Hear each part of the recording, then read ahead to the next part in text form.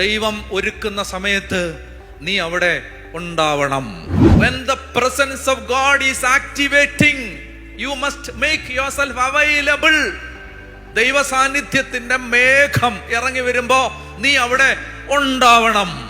ഒരു തീ ഇറങ്ങുന്നിടത്ത് നിന്ന് നിന്നെ ചാടിക്കാൻ പിശാച് പല വഴിയുന്നു. നിന്റെ ടൈം, നിന്റെ കൈറോസ്, നിന്റെ ഡിവൈൻലി അപ്പോയിന്റഡ് ടൈം, ദൈവം നിന്റെ ജീവിതത്തെ മാറ്റിമറിക്കുന്ന സമയം, അങ്ങനെ ഒരു സമയം ഉണ്ടോ? ഉണ്ടടാ, ഉണ്ട്. നിനക്ക് അറിയത്തില്ല, ഞാൻ പറഞ്ഞുതരാം. അടിമുടി മേൽകീഴ് മറിക്കുന്ന ഒരു സമയമുണ്ട്. അത് എല്ലാവർക്കും ഉണ്ട്. സാവൂള് പൗലോസ് ആവുന്ന ടൈം, നിന്റെ മേൽ അഭിഷേകത്തിന്റെ കുഴല് തുറന്ന്, അഭിഷേക തൈലത്തിന്റെ കുഴല് തുറന്ന് ദൈവം തലയിലോട്ട് ഒഴിക്കുന്ന ഒരു സമയമുണ്ട്. ഈ മരിക്കുന്നതിന് മുമ്പ് ആ സമയം കടന്നേ മരിക്കാവൂ. Divine time. ദൈവം നമ്മുടെ ജീവിതത്തിൽ ഇടപെടുന്ന ഒരു സമയം ദൈവം നിശ്ചയിച്ചു വെച്ചിട്ടുണ്ട്. മനസ്സിലായോ? എനിക്ക് എങ്ങനെ പറഞ്ഞ് മനസ്സിലാക്കണമെന്ന് അറിഞ്ഞുകൂടാ. അതായത് നമ്മൾ ഓരോ കാര്യത്തിനും ദൈവം ഒരു സമയം വെച്ചിട്ടുണ്ട്. എന്നെ അത്ഭുതപ്പെടുത്തുന്ന ഇപ്പം എന്നെ വളരെ അത്ഭുതപ്പെടുത്തിക്കൊണ്ടിരിക്കുന്ന ഒരു കാര്യം ഞാൻ പറയാം. പിന്നീട് നിങ്ങൾക്ക് അതിൻ്റെ വിശദമായ അറിയിപ്പ് പിന്നീട് വരും. അതായത് ജൂലൈ മാസം 24 നിങ്ങൾ ഈ മൗണ്ട് കാർമലിൻ്റെ യൂട്യൂബ് ചാനൽ ശ്രദ്ധിച്ചോണം. ജൂലൈ 24 ഷെക്കേന ചാനൽ ശ്രദ്ധിക്കണം, ഗുഡ്നസ് TV ശ്രദ്ധിക്കണം, ഷാലോൻ TV ശ്രദ്ധിക്കണം, വേൾഡ് ടു വേൾഡ് ചാനൽ ശ്രദ്ധിക്കണം. എന്ന് പറഞ്ഞാൽ ഓരോരുത്തർ ഏതാ ചാനലെല്ലാം കാണുന്നത് അത് ശ്രദ്ധിച്ചോണം. അന്നൊരു അറിയിപ്പ് വരും. എന്നാ വരുന്നേ? ജൂലൈ 24 ഒരു അറിയിപ്പ് വരും. അത് നമ്മൾ ഒരു വലിയ ശുശ്രൂഷ ചെയ്യാൻ പോവാണ്. ആ ശുശ്രൂഷ ഒത്തിരി വർഷങ്ങളായിട്ട് നിരാശയിൽ കിടക്കുകയാണ് ചില മനുഷ്യർ. അതായത് എന്നാ ചെയ്തിട്ടും ഒരു അഭിവൃദ്ധി ഉണ്ടാവുന്നില്ല. അച്ഛാ, എൻ്റെ ജീവിതത്തിൽ ഞാൻ എന്ത് പ്രാർത്ഥിച്ചിട്ട് എനിക്കൊരു മെച്ചം കിട്ടുന്നില്ല. ഞാൻ ദൈവസന്നിധിയിലിരിക്കുമ്പോൾ എനിക്ക് കിട്ടുന്ന ഉത്തരം, കുർബാനയിലാണ് എല്ലാ കുരുക്കും അഴിയുന്നത്. എവിടെ? കുർബാനയിൽ. അതുകൊണ്ട് ഒരുപാട് നാളുകൾക്ക് മുമ്പ് കർത്താവ് ഒരു പ്രേരണ, വ്യക്തിപരമായ പ്രാർത്ഥനയുടെ സമയത്തെല്ലാം ആവർത്തിച്ച് തന്നുകൊണ്ടിരുന്ന ഒരു പ്രേരണയായിരുന്നു, ഒരു വിശുദ്ധ കുർബാനയുടെ ഒരു വിമോചന ശുശ്രൂഷ നടത്തണം. അപ്പം ആ ശുശ്രൂഷ നടത്താൻ കർത്താവ് അങ്ങനെ പ്രേരണ തന്നുകൊണ്ടിരുന്നു. പിന്നെ പതുക്കെ അതിൻ്റെ ഒരു വ്യക്തത കിട്ടി. കുറേ നാളുകൾക്ക് ശേഷം ഓരോ അപ്ഡേറ്റ് കിട്ടി എനിക്ക് അതിൻ്റെ ഒരു ക്ലാരിറ്റി കിട്ടി. അപ്പം അതിനെക്കുറിച്ചുള്ള അറിയിപ്പാണ് 24 വരാൻ പോണേ.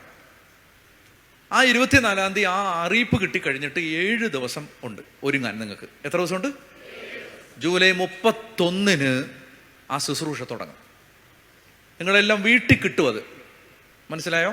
മൗണ്ട് കാർമലിൻ്റെ യൂട്യൂബ് ചാനലിൽ കിട്ടും. അതുപോലെ എല്ലാ കേരളത്തിലെ എല്ലാ കാത്തലിക് ടെലിവിഷൻ ചാനലുകളിലും അത് വരും. അപ്പം നിങ്ങളുടെ വീട്ടിലുള്ളവർക്ക്, വയ്യാതെ കിടക്കുന്നവർക്ക്, യൂട്യൂബ് ഇല്ലാത്തവർക്ക് ഒക്കെ എല്ലാവർക്കും ഇത് കിട്ടും. ഫോണുള്ളവർക്ക് ഫോണിൽ കാണാം, TV ഉള്ളവർക്ക് TV കാണാം. അങ്ങനെ ശുശ്രൂഷയാണ്. ഞാൻ ടൈമിംഗ് ആണ് പറയാം. ടൈമിംഗ്, ഇതെന്ന് തുടങ്ങണം, എന്ന് തീർക്കണം എന്നൊക്കെ നമുക്ക് ആശയക്കുഴപ്പമുണ്ടല്ലോ. ഇത് കർത്താവിൻ്റെ ഒരു കാര്യമാകുമ്പോൾ കർത്താവിൻ്റെ ഒരു ടൈമുണ്ട് എല്ലാത്തിനും. അപ്പം ഇതൊന്നും അറിയുന്നതിന് മുമ്പ്, ഈ ജൂലൈ 31 ഇത് തുടങ്ങും എന്നറിയുന്നതിന് മുമ്പ്, അതിനെക്കുറിച്ച് ക്ലാരിറ്റി ഒന്നുമില്ല. ഇങ്ങനൊരു ശുശ്രൂഷയുണ്ട്, അതിനെക്കുറിച്ച് ഞാൻ മാനസികമായി പ്രാർത്ഥിച്ച് തയ്യാറെടുത്തുകൊണ്ടിരിക്കുന്നു. ആ സമയത്ത് കർത്താവിൽ നിന്ന് ഞങ്ങൾക്ക് ഒരു സ്വരം കിട്ടി, നിങ്ങൾ മൗണ്ട് കാർമലിലുള്ളവർ 40 ദിവസം ഉപവസിച്ച് പ്രാർത്ഥിക്കുക. അങ്ങനെ ഞങ്ങളത് ഏറ്റെടുത്തു. ആ ഉപവാസ പ്രാർത്ഥന തീരുന്നത് ജൂലൈ 30 നിങ്ങളുടെ ശുശ്രൂഷ തുടങ്ങുന്നത് 31. ഇതാരും ഹ്യൂമൻലി പ്ലാൻ ചെയ്തതല്ല. ഇത് ഞാൻ പ്ലാൻ ചെയ്തതല്ല. ഇത് അങ്ങനെ വന്നതാണ്. നിങ്ങൾക്ക് മനസ്സിലാവുന്നോ? അങ്ങനെ വന്നതാണ്. ഇതാണ് ഈ ഡിവൈൻ ടൈം. എല്ലാ കാര്യത്തിനും ദൈവം ഒരുക്കി വെച്ചിട്ടുള്ള ഒരു സമയമുണ്ട്. 6-ാം മാസം. അങ്ങോട്ടോ ഇങ്ങോട്ടോ അത് മാറത്തില്ല. ദൈവവേദന എന്താ ചെയ്യണ്ടേ? ദൈവം ഒരുക്കുന്ന സമയത്ത് നീ അവിടെ ഉണ്ടാവണം. ഹല്ലേലൂയാ. മനസ്സിലായോ? 38 കൊല്ലം തളർന്നു കിടന്നവന്റെ രോഗക്കിടക്കയിൽ യേശു വന്നത് 38ാമത്തെ വർഷം. അവൻ അതിൻ്റെ തലേന്ന് ആരുടെയെങ്കിലും സഹായം തേടി വീട്ടിലേക്ക് പോയിരുന്നെങ്കിലോ? യേശു വരുമ്പോൾ അവൻ അവിടെ ഉണ്ടാകത്തില്ലായിരുന്നു. അവന്റെ പേര് തിരുവെഴുത്തിൽ എഴുതപ്പെടത്തില്ലായിരുന്നു. നിങ്ങൾക്ക് മനസ്സിലാവുന്നോ? എത്രയോ തളർവാദ രോഗികൾ ജെറുസലേമിലുണ്ടായിരുന്നു. പക്ഷെ ഇവന്റെ സംഭവം തിരുവഴുത്തിന്റെ ഭാഗമായെങ്കിൽ അതെന്തുകൊണ്ടാണ്? യേശു വന്നപ്പോൾ അവൻ അവിടെ ഉണ്ടായിരുന്നത് കൊണ്ടാണ്. When the presence of God is activating, you must make yourself available. ദൈവ സാന്നിധ്യത്തിന്റെ മേഘം ഇറങ്ങി വരുമ്പോ നീ അവിടെ ഉണ്ടാവണം. പറഞ്ഞ ഹല്ലേലൂയ. പല വഴികളും നോക്കും സാത്താൻ നിന്നെ അവിടെ നിന്ന് ചാടിക്കാൻ. ഒരു തീ ഇറങ്ങുന്നിടത്ത് നിന്ന് നിന്നെ ചാടിക്കാൻ പിശാച് പല വഴിയും നോക്കും.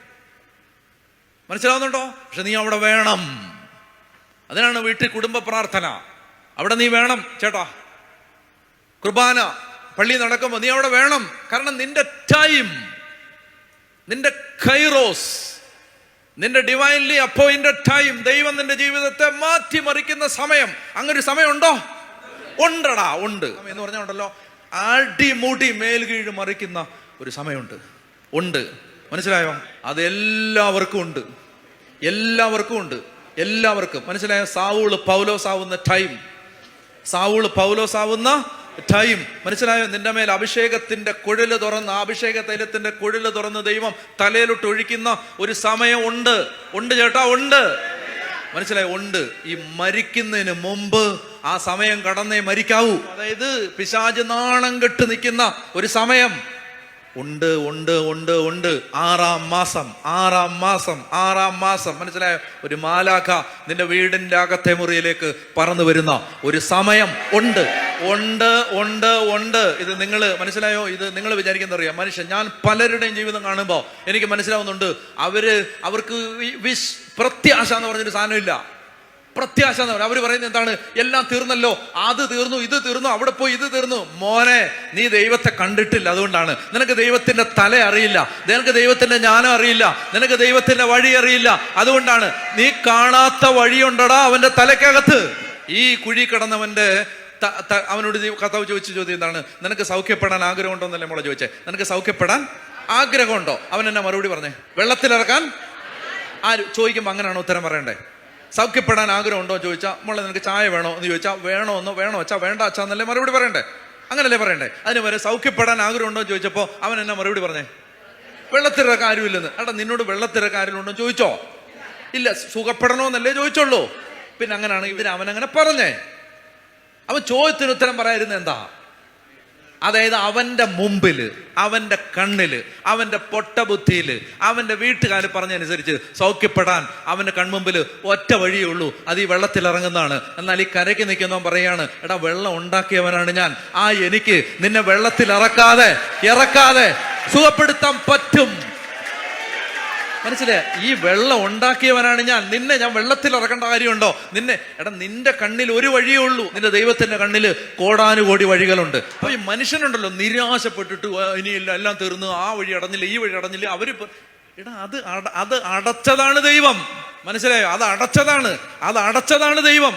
എന്തിനാണെന്നറിയാമോ? അല്ലെങ്കിൽ നീ ആ വഴി നോക്കി ഇരുന്നിട്ട് കാക്കയെ നോക്കി ഇരുന്ന പോലെ ആയിപ്പോയനെ. നീ ആ വഴി നോക്കി ഇരുന്നേനും ദൈവം അടച്ചതാണ്. ഞാൻ പറഞ്ഞു വരുന്നത് 6-ാം മാസം എന്നൊക്കെ പറയുമ്പോ ഉണ്ടല്ലോ, ഒരു വാക്കല്ലത്. പരിശുദ്ധമ്മയുടെ വീട്ടില് ഈശോ വന്ന 6-ാം മാസം, അതുപോലൊരു 6-ാം മാസം എനിക്കുണ്ട്, നിനക്കുണ്ട്. കർത്താവ് വരും. ഇത് കെട്ടുകഥ, ചിന്ത, വെറുതെ ഭാവന, അല്ലെങ്കിൽ കെട്ടുകഥ, ഒരാശയം, അങ്ങനെയല്ല. There is a time, there is an appointed time, there is a divinely appointed time, there is a divinely designed time for you. Jesus will come. ഈ മാലാഖ വരും.